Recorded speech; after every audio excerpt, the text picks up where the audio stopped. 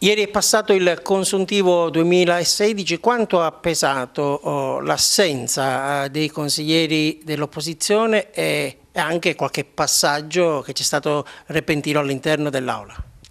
Certo che i numeri rispondono in maniera esatta a quella sua domanda, perché il bilancio del consuntivo 2016 tanto travagliato, visto che comunque diciamo che dobbiamo trattarlo da un bel po' di tempo, è stato trattato, ci sono stati scontri, dibattiti, fuggi della maggioranza per poi ripresentarsi ieri, diciamo che ha portato a un 11 a 7, se consideriamo che siamo 30 in aula, quindi vuol dire che è pesato, è talmente pesato che abbiamo avuto uno strano spostamento. Uno strano spostamento non tanto strano, visto che deriva e viene fuori dall'ultima vicenda di una presidenza data su richiesta della maggioranza, con i soli voti della maggioranza, alla figlia dell'ex onorevole Salvatore Iacolino, Giorgia Iacolino, quindi che ha votato favorevolmente questo bilancio e che pubblicamente mi fa comunicati, perché io non ho mai sentito interviste o azioni in aula, mi fa note stampa di opposizione e poi nel tepore dell'aula ufficiale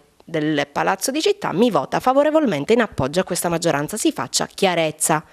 Il dato politico è un dato importante, il dato amministrativo ancor di più. I nostri revisori dei conti hanno diffidato la giunta Firetto e gli uffici a portare il bilancio consuntivo 2017 tardivo, voglio ricordare che siamo alle porte del 2019, entro fine di questo mese.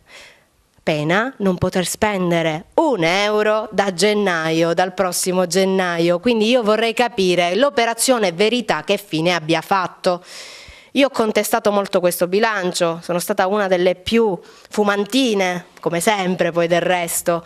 Ecco, una piccola delusione c'è, vedere questi spostamenti, vedere effettivamente molti mancare un po' mi ha deluso, però di certo vi è che i presenti dell'opposizione hanno dibattuto in aula ieri, trovando una sconfitta nella votazione data dai numeri. Forse perché aleggiava il fantasma della decadenza in caso di bocciatura del consuntivo.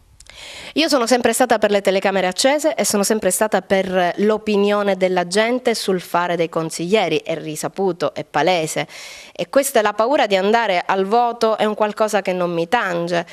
La cosa più importante non è questa però, è entrare nel dibattito, studiare le carte e vedere qual è la vera situazione. Oggi c'è un problema che lo stesso assessore Amico continua a sottolineare, non riesco più a capire se i problemi non li riescono a risolvere, com'è possibile che continuiamo a giocare, a tirare avanti una barca che sembra affondare. Io spero di non dover ritornare qui a parlare di un morto, quello dell'ente comune. Io spero davvero in un cambio di rotta.